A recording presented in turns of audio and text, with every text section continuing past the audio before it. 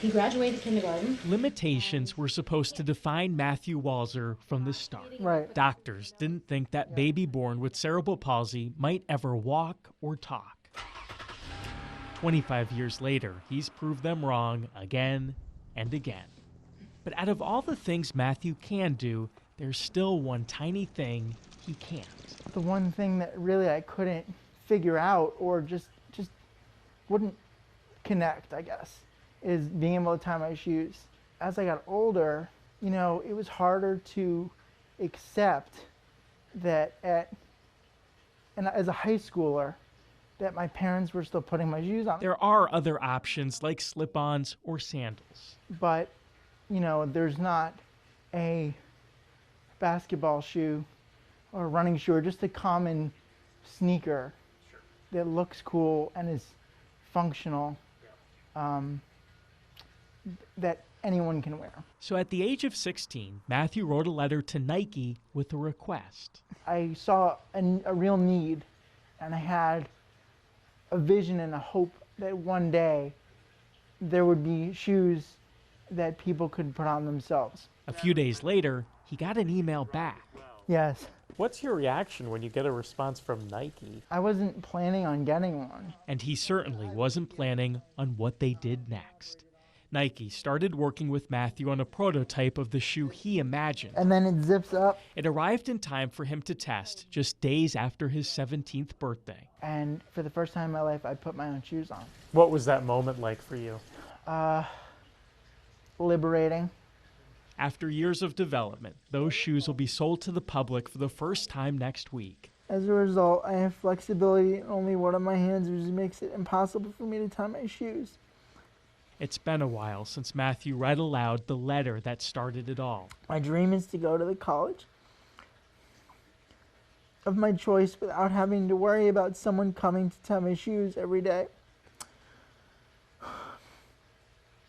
Reflection brings the realization of just how far he's come. Independence is for everyone. Best regards, Matthew Walzer. That was beautiful. Thank you. But it doesn't matter who you are, what your challenges are, how big or small of a platform you have. As long as you have a mind and a heart, you can make a difference in the world. I look at that letter now as a symbol of hope and inspiration for people, all people, that any one person can make an impact. And because of that one person and his one letter, millions of more steps are now possible. Sean Martinelli, NBC2.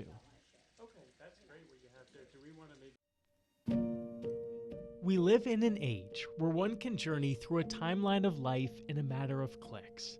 These are the moments that make up Patty Perez-Williams as a mom, a wife, and business owner. February 1st, 2018, the joy of meeting her granddaughter. June 12th, smiles during lunch with sisters. 1 year there are highs, the next, lows.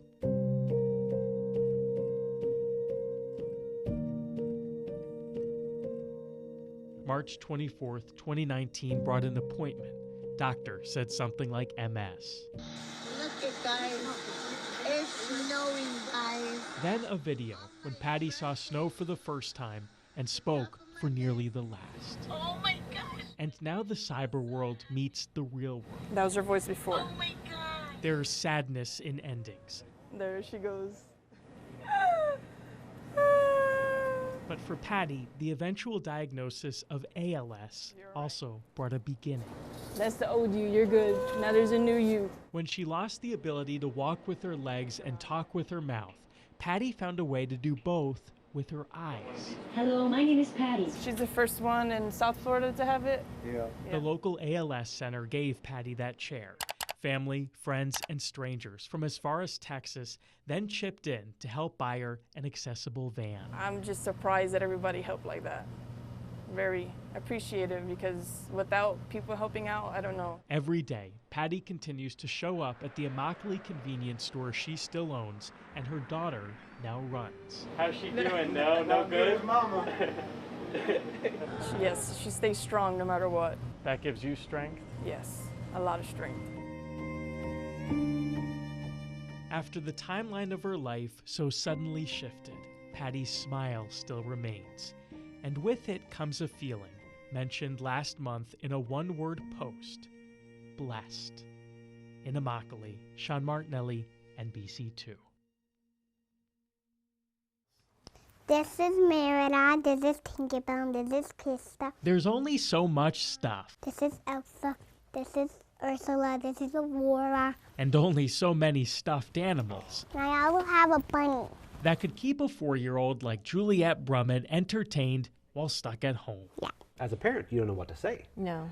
you know? So, because she used to want to go out all the time. Finally, last spring, Juliette's dad Joey and mom Alexandra had to come up with some safe way to get out and explore. Right. Yeah. That's when their Disney-loving daughter There we go. may have found her second happiest place on earth. Yes, the Butterfly Estates in downtown Fort Myers. It was like Disney almost. Yes. Her eyes just lit up. I mean, it was magical to see that. These are the little eggs on there. At the Butterfly Estates Conservatory, Juliette discovered monarchs were going extinct. Once she learned what that meant, she got straight to work Walk on saving them. there. And they said, hey, you guys can do it in your yard. And so they gave us 2 caterpillars.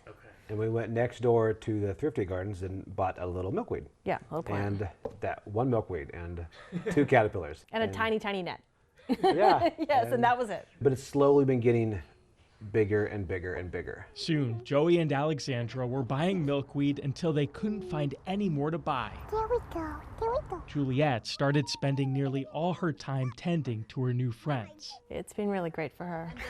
With each squeak and squeal, there's joy in Juliette unlike ever before. She's helped release up to 50 new butterflies each day. In return, they've taught her gentleness and compassion. And slowing life down. That's the biggest thing. I mean, to sit there and just watch a butterfly. Yeah. It's incredible. Juliette now has a dream that all who hear her story will join in her efforts wherever they are. If you do, you might come to the same realization that she did, that you don't have to go very far to discover the beauty in your own backyard. Give him a kiss. In Fort Myers, Sean Martinelli, NBC2.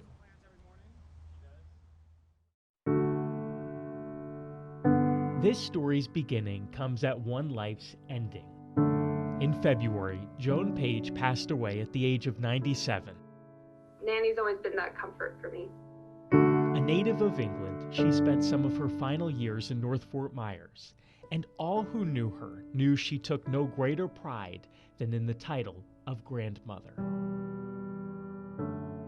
She made you feel like you were the most important person in the room. She was just the most optimistic person I've ever known. She loved people like family, even if they weren't related by blood.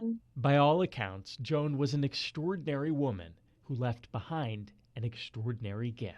Were you all surprised when you found out this last gift that she had prepared for you all? Absolutely. I was stunned. Just speaks again to her thoughtfulness and making sure that she has something that we all can cherish and take with us.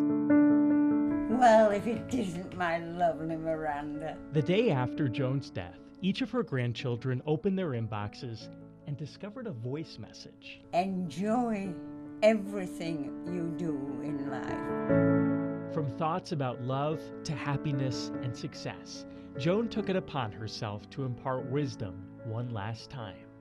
Leave it to my grandmother at any possible opportunity to give me dating advice. But so she did.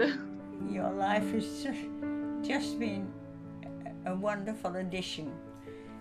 I've always enjoyed you. To have that one last moment where I was like, that's my grandmother, like that's Nanny.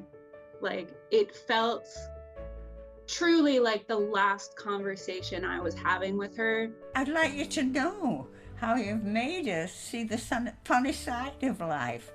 And that is a real plus. It was really powerful, and it was very impactful, and it was very special. It's something that I think we'll all treasure. Losing a loved one is hard.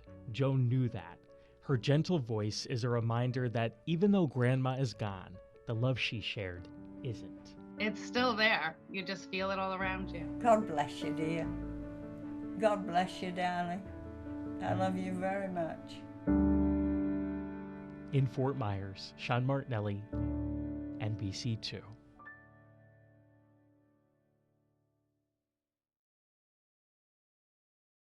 Yeah, it'll go pretty fast, but it's all battery operated. At the Cypress Cove Retirement Community in Fort Myers, he rides his cherry red scooter like a Corvette. They can't hardly believe it, you know.